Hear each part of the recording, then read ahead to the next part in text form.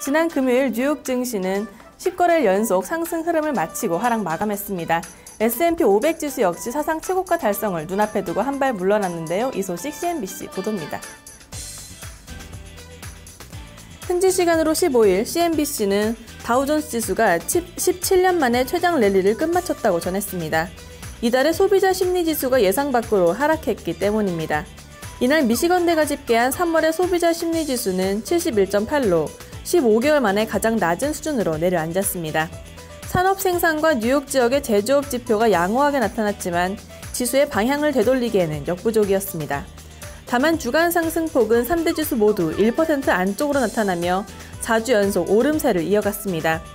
케니 폴카리 오네일 증권 담당자는 다우존스 지수가 1분기에만 11%가량 올랐다는 점을 기억해야 한다며 아직까지는 지수가 방향을 바꿀 것으로 예상되지 않는다고 전했습니다.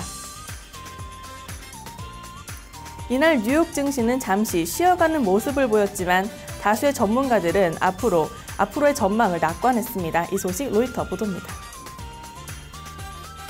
지난 주말 로이터 통신은 뉴욕 증시의 주요 종목이 충분한 상승 여력이 남아있다며 투자자들이 걱정할 단계는 아직 오지 않았다고 전했습니다. 증시의 상승세가 다소 더뎌진 것은 사실이지만 이 흐름이 쉽게 바뀌지는 않을 것이라는 설명입니다. S&P 500 지수의 주당 수익 비율이 사상 최고가를 달성했던 지난 2007년에는 14.8이었지만 현재는 13.5에 그친 점도 지수의 추가 상승 주장을 뒷받침하는 근거가 되고 있습니다. 폴 잼스키 ING 투자운용 자산조정 담당자는 주가는 아직 저평가되어 있는 상태라며 채권 등 다른 투자 수단은 여전히 비싸다고 진단했습니다. 이어 주가가 사상 최고치를 연일 경신하고 있지만 아직까지는 가격이 비싸다고 할 수 없다고 덧붙였습니다.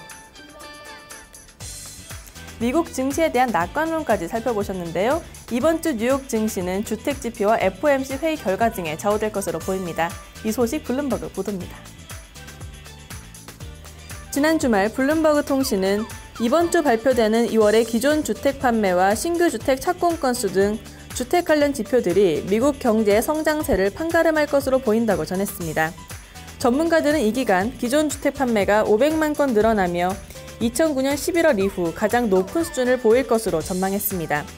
또한 신규 주택 착공 역시 91만 5천 건으로 증가했을 것으로 내다봤습니다. 션 잉크레모니 포캐스트 선임 이코노미스트는 주택시장은 확실히 나아지고 있다며 낮은 모기지 금리가 지속적인 개선을 도울 것이라고 전했습니다. 이 밖에 이번 주에 지켜봐야 할 것은 연준 위원들의 만남입니다. 오는 19일부터 양일간 연준은 공개시장위원회를 갖는데요. 양적 완화 조기 종료라는 매파 의견이 대두된 상태지만 연준의 정책 방향에는 큰 변화가 없을 것으로 예상됩니다. 지금까지 외신 브리핑이었습니다.